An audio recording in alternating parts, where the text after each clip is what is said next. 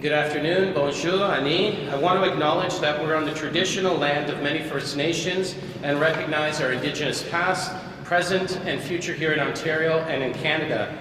Je suis très honoré d'être avec vous aujourd'hui. Merci beaucoup. Prime Minister, welcome to Don Valley East. I'd also like to welcome our Deputy Prime Minister and the Minister of Finance, the Honourable Chrystia Freeland, and thank them both for being here. I'd also like to welcome everyone here, the local community. Thank you so much for being here, and thank you for making time to be with the Prime Minister and the Deputy Prime Minister. Prime Minister, I believe this is your first official visit to Don Valley East, so I want to welcome you to Flemington Park and Don Valley East, the most vibrant, multicultural, diverse community, I believe, in all of Canada. More specifically, I want to introduce you and welcome you to the Resource Centre where we are today. This is where I first learned to swim. I spent countless hours in this gym playing basketball and floor hockey, and where I first started to use the public library. In fact, this was the place where I got one of my first jobs running the after-school program for kids here in Flemington Park. So for me, it lives up to its name as a local resource centre. We are proud of Don Valley East, home to the first planned community in Canada, Don Mills. And yes, we love our community, but Mr. Prime Minister, there are some big challenges that many of us face in this community. Over the last few years, with like many other communities across this country, the pandemic was tough on families. And now, as the economy shifts and with higher inflation, affordability is becoming an even bigger challenge for many families. We are happy that you're here today to listen to the stories of local residents, to hear their concerns, and most of all, share some good news on how Canada and our government can help make life more affordable for people in our community as they take on some really big challenges. So, Prime Minister, thank you for being here, thank you for listening, and thank you most of all for having our backs. Mr. Prime Minister.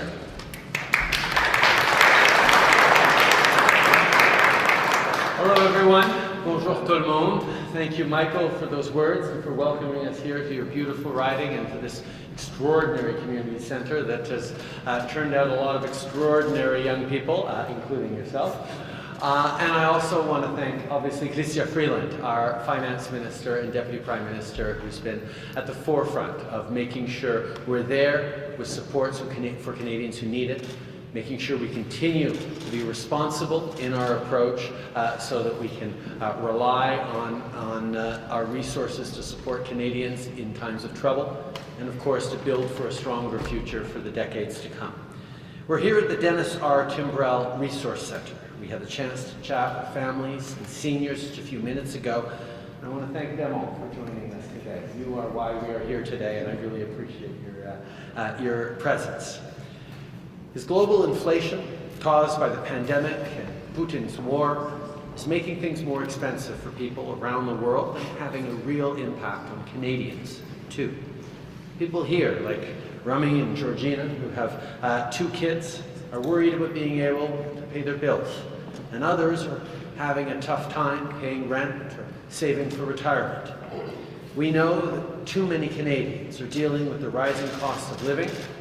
We hear you, and we're there for you. The first thing we did when Parliament came back this fall was to introduce legislation to put more money in the pockets of the middle class and people who need it. That's why we're doubling the GST tax credit for 6 months for 11 million households, and those payments are landing in bank accounts across the country today. If you look at your bank balance today and you're one of the 11 million households that gets GST credits and returns, you should see help for you directly. It'll help you pay the bills. Couples with 2 kids will get up to $467 more, and seniors will get an average of $225 more. On double le crédit d'impôt pour la TPS pendant 6 mois pour 11 millions de foyers à travers le pays. Les paiements commencent aujourd'hui. Pour les familles de la classe moyenne et ceux qui en ont le plus besoin, ça veut dire plus d'argent dans vos poches pour aider à payer vos factures. Les couples avec 2 enfants vont recevoir jusqu'à 467 $ de plus. Les aînés vont recevoir 225 $ de plus en moyenne. Yesterday, Chrystia presented the fall economic statement. This is our plan to make life more affordable and build an economy that works for all Canadians. Right now, we're seeing economies around the world slowing down. No matter how hard the slowdown hits, Canada is best placed to withstand it because of our responsible approach since the start of the pandemic, which keeps us resilient. In fact, just today, we saw that last month the Canadian economy added 108,000 jobs. The bottom line is this: our government will continue being there for you. We're moving forward with measures to help people pay their bills and create thousands more good, well-paying jobs. So, what does our plan mean for you in everyday terms? For small businesses, it means that our government is working to lower credit card fees. For families, we're working so everyone can afford to send their kids to the dentist. For students, we are permanently eliminating interest on Canada's student loans and apprenticeship loans. For young people, we're moving forward with a new tax-free first home savings account that'll make it easier to save for a down payment. For low-paid workers, we're providing advance payments of the Canada Workers' Benefit to put more money in your pockets sooner. And for all Canadians, we're securing tens of thousands of good middle-class jobs to produce critical minerals and build electric vehicles and batteries while we fight climate change. On pose des gestes concrets pour aider les aînés, les familles, les jeunes. On poursuit notre travail pour bâtir une économie centrée sur le bien-être de tous les Canadiens. Conservative politicians, well, they'd like to cut things like the employment insurance and pensions Canadians have been contributing to for their entire working lives. They're actually doubling down on the failed old theory of trickle-down economics, which means tax breaks for the wealthy while hollowing out the middle class. And they think you can simply opt out of inflation by investing in volatile cryptocurrencies. Their approach is reckless and out of touch. Ours is all about responsible, steady leadership. We won't cut the programs so many Canadians rely on. Our government remains here to fight for you, for your success, for your future, for your kids. Pour tout le monde, merci beaucoup d'être ici. I'm now happy to turn it over to Chrystia Freeland.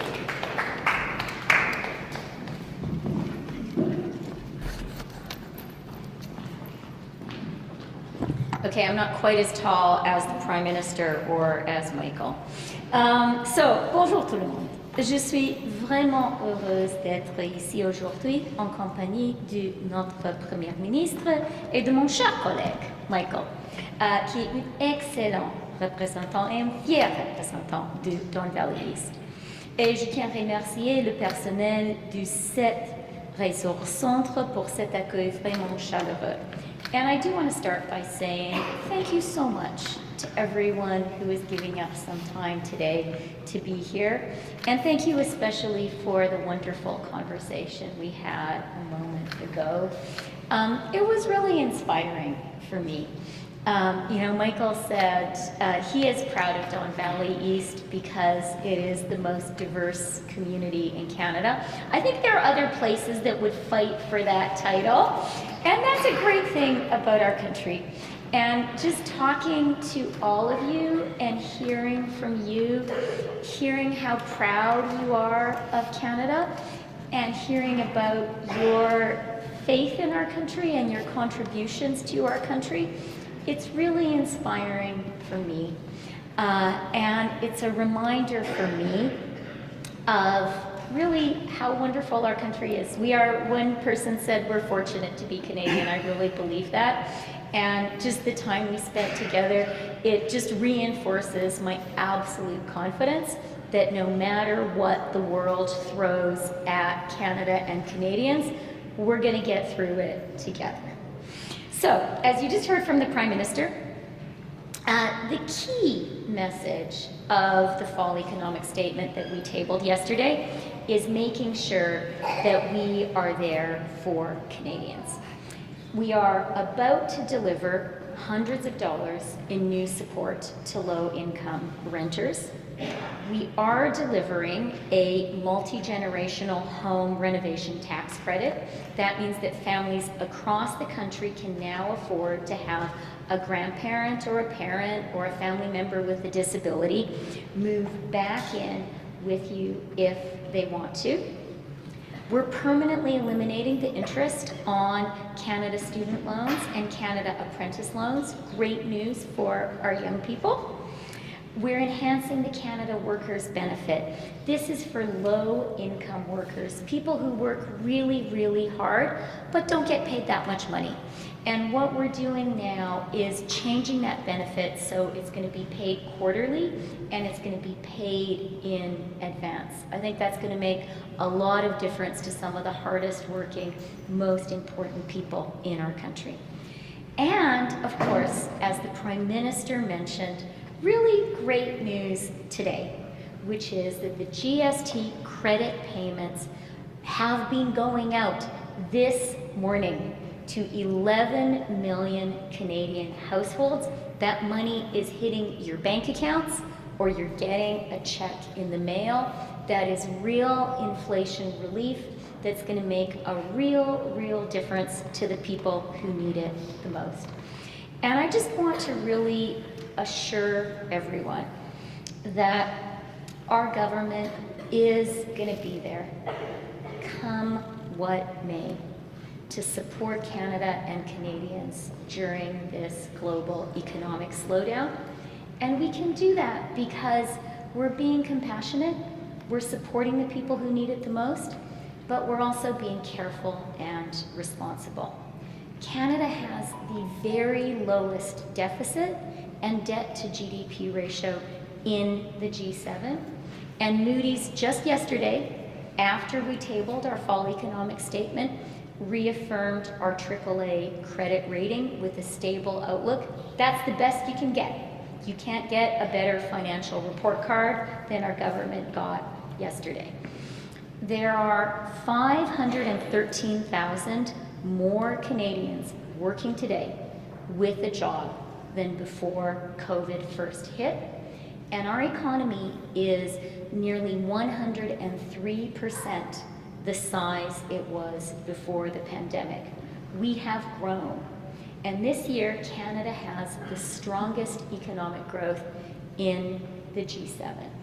So what does that mean? What it means is, as the Prime Minister said, there is no country in the world better placed to weather the global economic slowdown than Canada is, and there is no country in the world better placed to thrive when that slowdown comes to an end. So thank you so much for being here.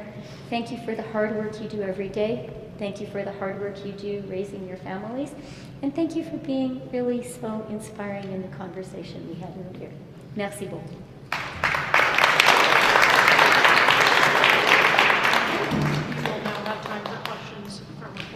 One question, one follow-up. Nous avons maintenant du temps de prendre des questions des médias. Une question de suivi. First question. Hi, it's Sean Benjamin from the CEC. Would you consider referring the use of the notwithstanding clause to the Supreme Court to get a better clarity on how it should be used?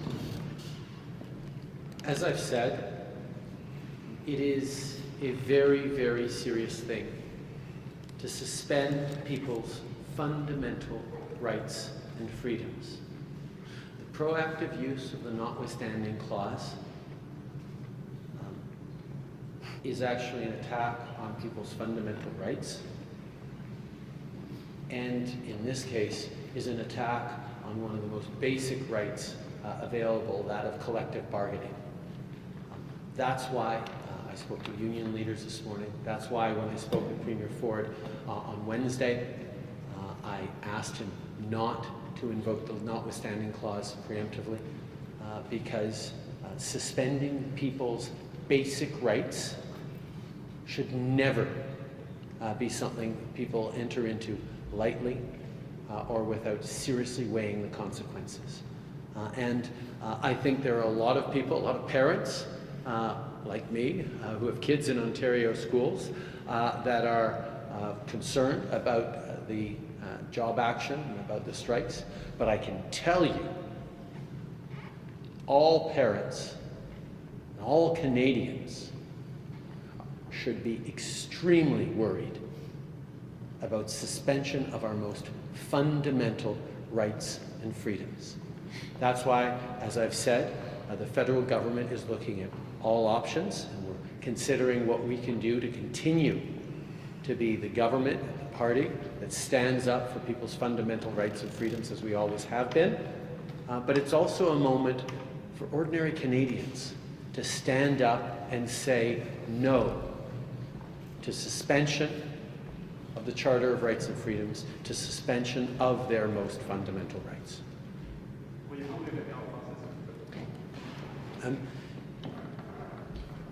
Ce n'est pas une petite chose de suspendre les droits fondamentaux des Canadiens.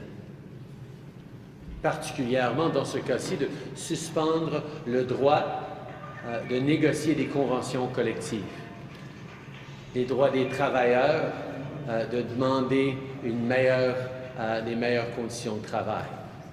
C'est un des fondements de notre démocratie, et la Charte des droits et libertés au Canada garantit ces protections fondamentaux pour tous les Canadiens. Alors le choix de suspendre ces droits, de contourner ces droits fondamentaux, ne doit jamais être pris à la légère et ne doit seulement être utilisé que dans les circonstances les plus extrêmes. C'est ce que j'ai dit directement au Premier ministre Ford il y a quelques jours quand je lui ai parlé pour lui demander de ne pas utiliser la clause dérogatoire. J'ai parlé à des leaders syndicaux ce matin pour confirmer que nous allions être là pour défendre les droits fondamentaux des gens, et nous regardons toutes nos options. Mais il faut aussi souligner que c'est à nous tous, en tant que Canadiens, de lever la voix haut et fort pour dire la Charte canadienne des droits et libertés qui nous protège tous est essentielle et ne doit pas être contournée. De défendre les droits fondamentaux, c'est à nous tous de faire ensemble. Le gouvernement va faire sa part, mais les citoyens doivent le faire aussi. Follow-up question? So StatsCan reported today that most wage gains are going to those at the top of the income spectrum, while those making under $20 an hour aren't seeing those raises. What do you have to say to Canadians who keep getting told that their wages are going to make inflation worse? Canadians are facing tough times right now in paying the bills, in paying their rent, in paying for groceries, in paying for gas. We know that. That's why we're focused on putting forward targeted supports for the middle class, for people working hard to join it where they need it. The GST credit check is arriving today in 11 million households' bank accounts across the country. 11 million households who need it are going to see hundreds of dollars to help them with the costs of everything right now. On top of that, we're moving forward to make dental care more affordable for families with kids who can't afford it. We're moving forward with extra support for low-income renters. In the fiscal update that Chrystia just presented yesterday, we're actually moving the Canada Workers Benefit, which is targeted at those lowest income workers, to give them a top-up to their wages, to thank them for the jobs they do and to make it a little easier for them. Well, we're switching it so it comes earlier in the year so that they can have more money in their pockets as they're working hard, often in jobs that support us all. And at the same time, in this fiscal and economic statement, we're stepping up to say that big businesses, profitable companies, need to do their part as well by ending the free ride for share buybacks to ensure that profitable companies choose to reinvest in their workers, reinvest in the things they're doing in Canada instead of just giving profits to shareholders. These are the kinds of things we're doing to make sure that we're there to stick up for Canadians, and I'm happy to turn it to Chrystia to continue this answer. Okay, well, Prime Minister has really said it already. The only thing that I'll add is, that StatsCan report is very consistent with data that we were seeing earlier.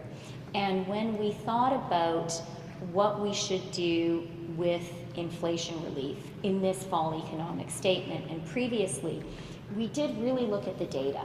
And what we saw is there are two groups of Canadians who are being hit the hardest. And that is low-income workers who are not seeing the same wage gains as higher paid workers, and it's also young people. And you see that reality reflected in the measures we've put in place. So that's where you see the GST targeted at exactly those groups. As the Prime Minister said, Canada Worker Benefit targeted at exactly those groups. Rental, again, targeted at exactly those people. And then finally saying that we're going to eliminate permanently federal interest payments on the Canada Student Loan and the Canada Apprentice Loan to give that extra bit of support to young people. Next question. Hi, Adrian Gabriel with CTV National News. Question for you, Mr. Prime Minister. We've heard you condemn the use of the Notwithstanding clause by the government here in Ontario. We've previously heard you condemn the use of it by the Quebec government to suppress religious freedoms. There's many Canadians, though, who, with all due respect, say the time for lip service has passed and they'd like to see your government act. And they're wondering whether or not you and your government will commit to legislative change in the Charter to narrow the scope of the Notwithstanding clause so that in the future it can no longer be used to impede on Canadians' freedoms and their rights. I think the first thing to understand is that Canadians themselves should be extremely worried about the increased commonality of provincial governments using the Notwithstanding clause preemptively to suspend their fundamental rights and freedoms. This is something that all Canadians who value the freedoms, the rights, the opportunities that Canada gives them and gives us all should be standing up to be very concerned about. And yes, this is the federal government that stands up for people's rights and freedoms, and we are absolutely looking at all different options. It would be much better if instead of the federal government having to weigh in and say, you really shouldn't do this, provincial governments, it should be Canadians saying, hold on a minute. You're suspending my right to collective bargaining. You're suspending fundamental rights and freedoms that are afforded to us in the Charter. The Charter of Rights and Freedoms cannot become a suggestion. It is something that has built Canada in fundamental ways by recognizing those foundational rights and freedoms that make us one of the best countries in the world. And the outrage we're seeing across the country right now at this latest use, building on top of previous uses that I have consistently condemned, I think is a moment for all Canadians to reflect and say, yeah, our fundamental rights are not to be, cancelled away by governments who want to get things done in the easiest and most efficient way possible at the cost of people's fundamental freedoms.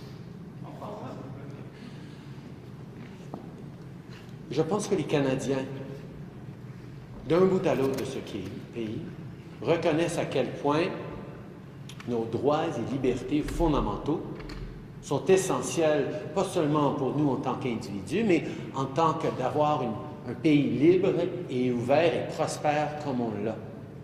Alors oui, le gouvernement fédéral a certainement un rôle qu'on peut jouer pour regarder nos options, pour essayer d'intervenir avec ces provinces qui continuent de bafouer les droits fondamentaux des Canadiens, des citoyens. Mais je pense que le moment est venu aussi pour tous les Canadiens qui chérissent ces droits et libertés fondamentaux de se faire entendre et de rouspéter contre ces gouvernements qu'ils ont élus, mais qu'ils n'ont pas élus pour suspendre leurs droits, leurs libertés fondamentaux. A former member of your protective detail who helped organize the Freedom Convoy is reported to have leaked your schedule. Are you concerned about the safety of yourself, your family, given that it appears that people who are sympathetic to the Freedom Convoy and that work in law enforcement have been leaking your private information? I think an awful lot of Canadians have been really made concerned by what testimony they're hearing this week at the Emergencies Act inquiry. The extent to which so many things were causing instability and difficulties for Canadians, security concerns for people across the country, economic impacts, direct impacts on residents in many parts of the country. These are things that Canadians remember from the convoy occupations. And this is part of why this inquiry into the use of the Emergencies Act, which is something that we invoked, is so important. I'm looking forward to my opportunity to share my perspectives at this inquiry, and it's really important for Canadians to understand what was going on in that moment and why it was the right thing to do to invoke the Emergencies Act in a responsible, time-limited, targeted way. Because this was a situation that had all sorts of aspects to it that were and can be and are really concerning to many Canadians. Next question. Prime Minister, Tyler Griffin, Canadian Press. In June of 2020, as the pandemic was still in its early days, you were asked by a reporter how you would pay for the debt Canada was incurring to handle the economic shutdown caused by COVID-19. You said that interest rates were at historic lows and that because of that going forward, debt servicing costs will be low. However, forecasts now suggest that debt servicing costs will more than double by 2026 compared with pre-COVID levels.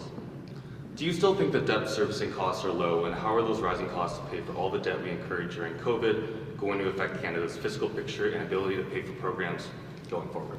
I think it's really important to remember that Canada entered into the pandemic in the best fiscal position of almost all of our allies.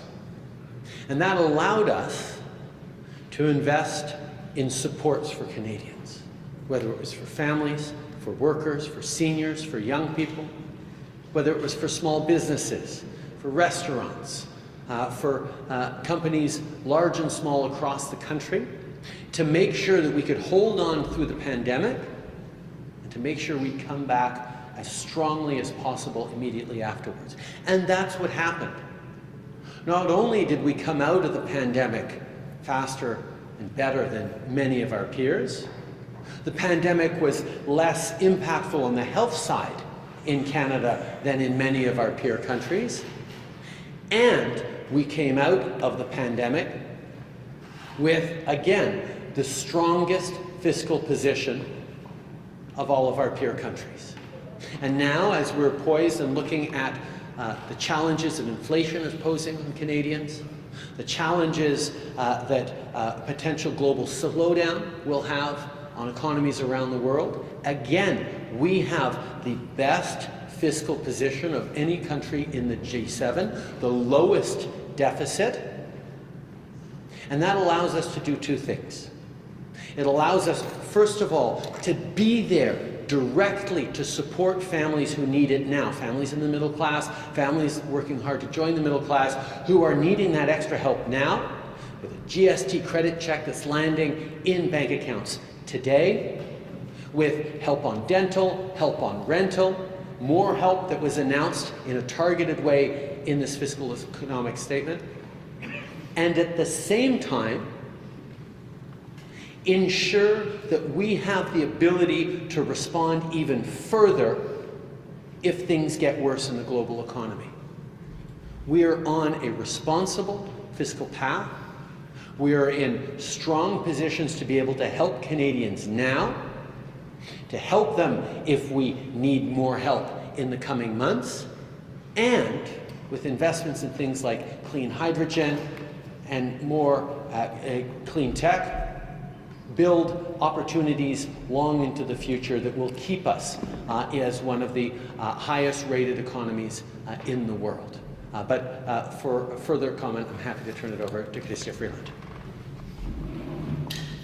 Yeah, thanks, Prime Minister. And I'm just going to touch on a couple of things the Prime Minister has mentioned.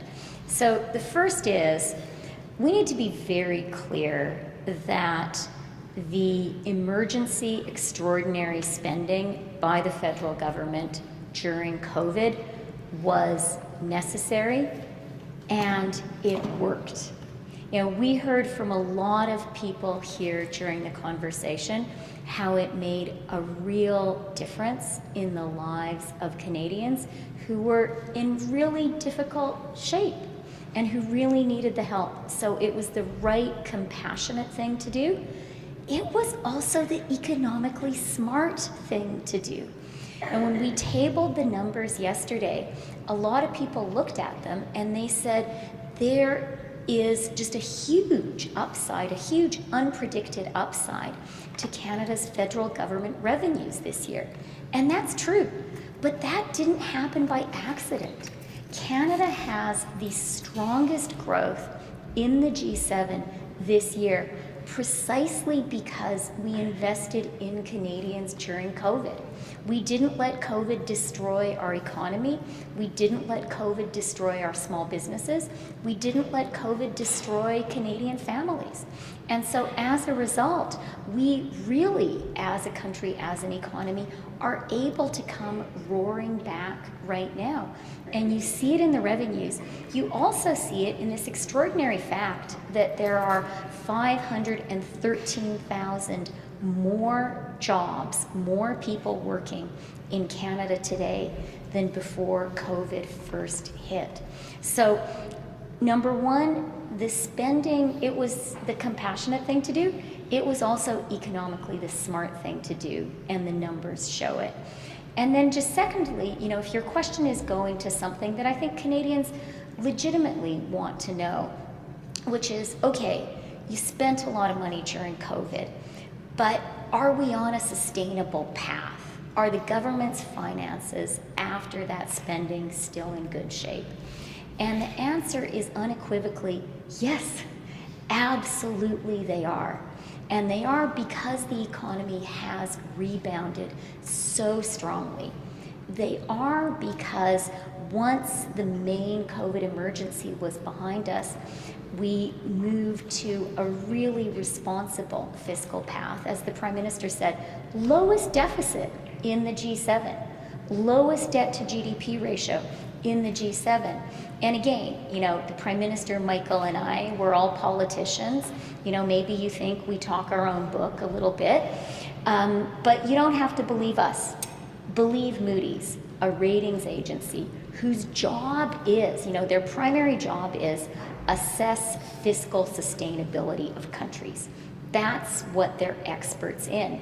And that AAA rating with a stable outlook, what that says is Canada is definitely in a fiscally sustainable position, which means we can afford to be there to support Canadians no matter what the global economy throws at us. Prime Minister, many are saying that COP27 in Egypt is only going to be a success if an agreement is reached on loss and damage. What is Canada's position on loss and damage, and do countries like Canada owe reparations to countries that are least responsible for climate change and bearing the brunt of its impact? Canada has always known the inherent unfairness of climate change, in that the people around the world least responsible for contributing to the emissions that cause climate change are the ones most vulnerable to the impacts of climate change, whether it be extreme weather events or others. That's why Canada, from the very beginning, in COP19 in Paris, where I attended, made a commitment on climate financing around the world to flow $2.6 billion in climate financing to support economies around the world, decarbonize and build resilient infrastructure against the impacts of climate change. Then, when I was in Glasgow just last Christmas at the last COP, we were there to continue to step up on Canada's development financing for climate with $5.6 billion, $5.2 billion to continue to help those most vulnerable around the world fight the impacts of climate change. So we are very much involved in all these conversations, and we'll continue to be involved in these conversations when we host Nature COP, COP 15, this December in Montreal. It'll be an opportunity to highlight everything that nature can do to contribute in the fight against climate change as we step up to protect biodiversity and nature around the world, and Canada, yet again, will be leading on that. Okay. Dernière question, Radio-Canada. Yannick Lepage, Radio-Canada. Concernant les possibles fuites d'un ancien membre de votre équipe de sécurité, est-ce que vous êtes inquiet et est-ce que de telles fuites peuvent nuire à la réputation du Canada auprès de ses alliés qui comptent sur notre discrétion? On voyait à quel point les barricades illégaux du convoi l'hiver passé ont contribué à de l'inquiétude chez les Canadiens par rapport à notre pays de droit et le respect de tout ce qui se passe.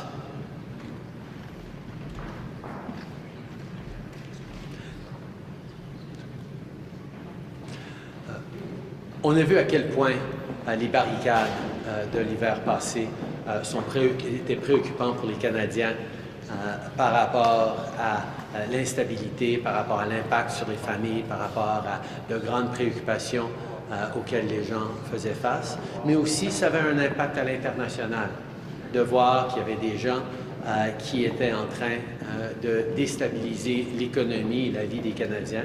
C'est pour ça que nous avions agi pour donner plus de ressources aux forces policières, pouvoir rétablir l'ordre. C'est important pour les Canadiens de voir toutes ces discussions, tous ces débats, comme on est en train de voir dans l'enquête sur les mesures d'urgence qui se déroulent actuellement. Can we get that in English too?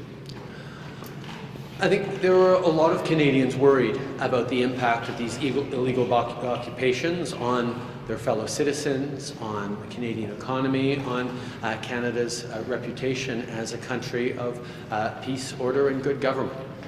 Quite frankly, there were concerns expressed by international partners as well, seeing the illegal occupations of border crossings, of sites across the country. And these are all things that are coming to light during this important Emergencies Act inquiry. Pour le suivi à la commission Rouleau, l'avocat des manifestants a prétendu cette semaine que les manifestants ont bénéficié de fuites de tous les corps policiers. Est-ce que la GRC et le SCRS devraient ouvrir une enquête pour déterminer l'origine de ces fuites? Je sais qu'à tous les jours, il y a des nouvelles révélations de cette enquête publique et c'est exactement pour ça qu'on a amené cette enquête publique. C'est important pour les Canadiens de savoir exactement ce qui se passait. C'est important pour les Canadiens de comprendre les différentes forces qui étaient en train d'essayer de déstabiliser notre pays, nos citoyens, notre économie. Et c'est pour ça que je sais que tout le monde est en train de suivre attentivement et d'attendre avec pas nécessairement impatience, mais au moins enthousiasme, les conclusions éventuelles de la Commission. Merci, Sophie. Ceci nous fait la conférence presse. That concludes the press conference. Thank you. Merci tout le monde.